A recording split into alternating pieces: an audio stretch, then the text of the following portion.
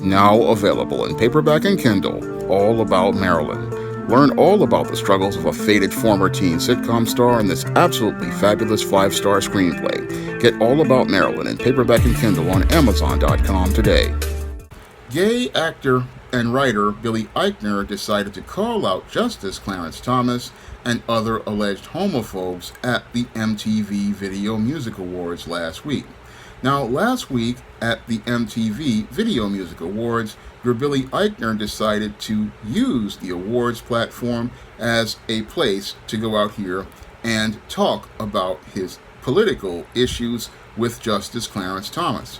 And your Billy Eichner was very upset at your Justice Clarence Thomas as related to the overturning of Roe v. Wade and the alleged ideas that Clarence Thomas allegedly proposed as related to overturning gay marriage.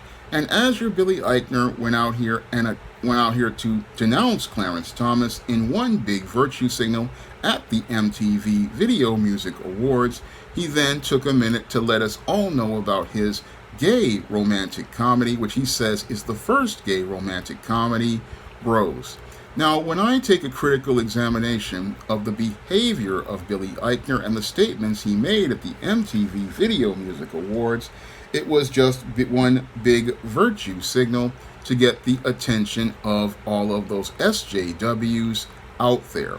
Because these SJWs, they love to go out here and tell everybody that they're going to attack an individual who they believe is an enemy of whatever political cause they have, like a Justice Clarence Thomas. And I have to wonder if there's some racial undertones to this, because your Billy Eichner allegedly called out Clarence Thomas specifically at his speech at the MTV Video Music Awards, and I find it interesting that he would only call out the black Supreme Court justice as related to the overturning of Roe v. Wade and the possible attempts to overturn alphabet marriage. Now, I find it interesting that he would only call out Clarence Thomas because there was a white woman, Amy Coney Barrett, who was a part of that ruling.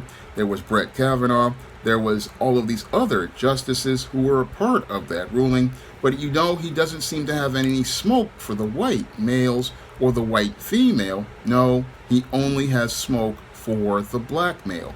And that again shows me how there may be a racial overtone to this, because he didn't call out any of those whites as related to being homophobic. He directly calls out Clarence Thomas by name, and that really shows how there might be some racial overtones as related to his statement at the MTV Video Music Awards. Now, as your Billy Eichner was out here calling out Clarence Thomas in his virtue signal to those social justice types, he then started to talk about how he had made the first gay romantic comedy known as Bros. Now, I find it very interesting that your Billy Eichner decides to go on MTV's Video Music Awards to announce that his movie is coming out. I would think a movie that got full distribution at movie theaters would have the studio going out here pushing a trailer, and you would think with all of the far leftist and social justice types in Hollywood pushing narratives like they do in the MCU, that they would be out here pushing your Billy Eichner's Bros, and you would think that there would be a trailer on YouTube right now and a trailer all across social media. However, it doesn't seem like there's any sort of trailers as related to this so-called first gay romantic comedy, and it looks like there's not much promotion as related to this movie from the studio. And again, as someone who has studied the entertainment industry for over 25 years, if the studio had faith in this project, you would think that the studio would be out here actively promoting this movie, because the studios today, as they are related to these social justice narratives, they always look to push the alphabet agenda, and they're always looking to push alphabet content. So you would think they would be the first ones out here promoting this movie in movie theaters, in trailers. You would think they would be promoting this movie on social media. However, the only place where I heard of this movie was when I was on the King BJ show and he showed me a clip of this guy, and he was the only one talking about that movie at the MTV Video Music Awards, which only 3 million people saw in this country. We live in a country of over 300 million people, and the only place I ever heard of this movie was as related to a live stream which came on after the 3 million people had saw it on MTV, and that really shows how little your studios support your Billy Eichner's bros. But sadly, your Billy Eichner can't really see the chess game that many are playing in Hollywood. Your Billy Eichner is so caught up in his feelings about being a part of the social justice crowd that he can't see that the social justice crowd really isn't supporting him. Because if the social justice crowd were supporting your Billy Eichner, again, the studios would have a trailer up at the theater. There would be things on television, because here we are, the movie is supposed to be released on September 30th, and there's no media coverage as related to this movie, no promotion for this movie. But your Billy Eichner, he's out here denouncing Clarence Thomas and trying to attack Clarence Thomas, not understanding that those in Hollywood are not really behind him like he thinks. Now, when it comes down to movies, usually a studio likes to start promotion 90 to 60 days before a film gets released, and the fact that the only promotion this film got was your Billy Eichner talking about it at the MTV Video Music Awards again shows that the studio doesn't have much faith in this movie. And the time on the film, on the studio schedule for the release, also is a red flag for me, because as somebody who has studied films over the years, I can tell you when a studio has faith in a movie, there are 2 time periods that they release a movie. Usually they would release a movie from May to about July. That's the summer movie season. Or they release a movie during the holiday movie season, which starts around the 15th of October. So they from 15th of October to about the end of December, Christmas Day.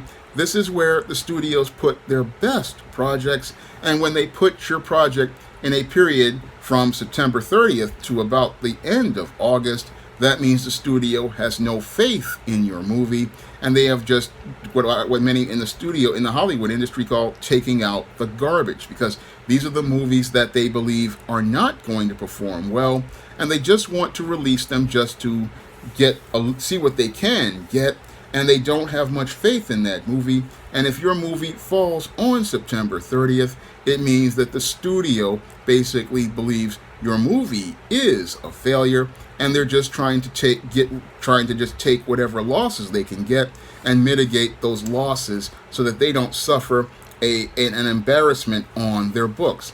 And your Billy Eichner, he's sitting there thinking, oh, I've got a movie coming out, but he's not looking at the release date. He's not looking at the promotion.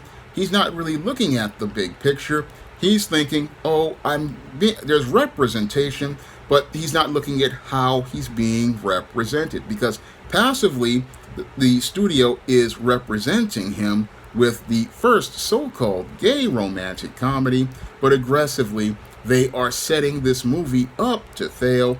And they set it up to fail because 1, no promotion budget, and 2, no promotion from the studio, 3, a September 30th release date.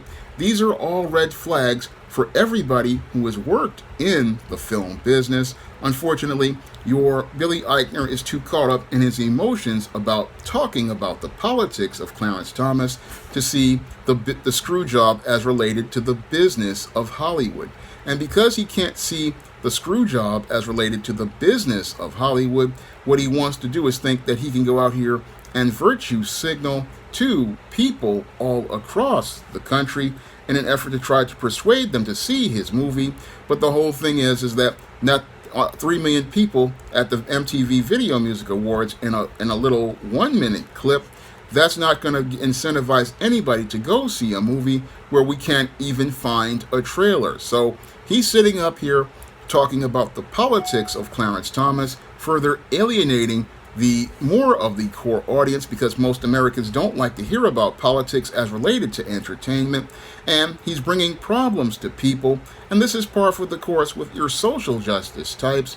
Your social justice types, they love to talk about problems, not understanding people go to the movies to escape.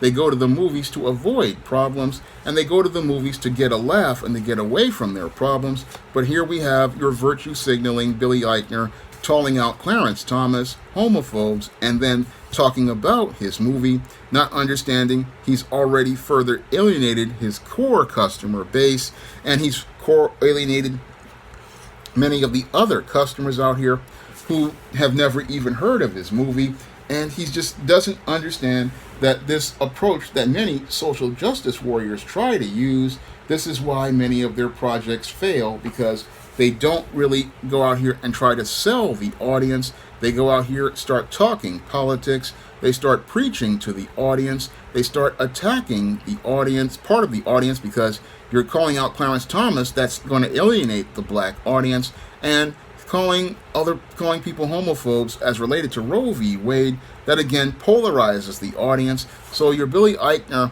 he's out here thinking, oh, I've made this movie, bros, and I'm trying to get an audience for it, but everything that he's doing is coming across as sideways, and it further turns the audience off.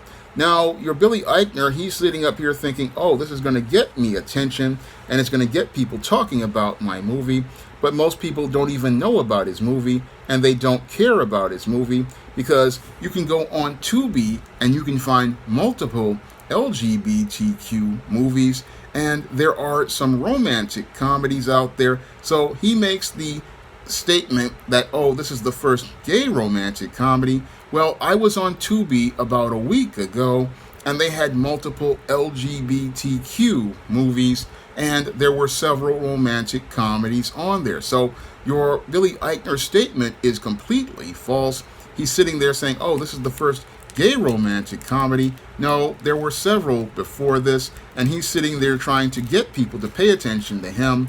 But when people pay attention to him, they really see that he's just full of it. And again, he's sitting here trying to use politics and social justice, but these narratives have not fared well for everybody out here, because this is why we have the statement, get woke, go broke, because those who people call the woke or social justice types, they go out here and they make these really statements that attack people.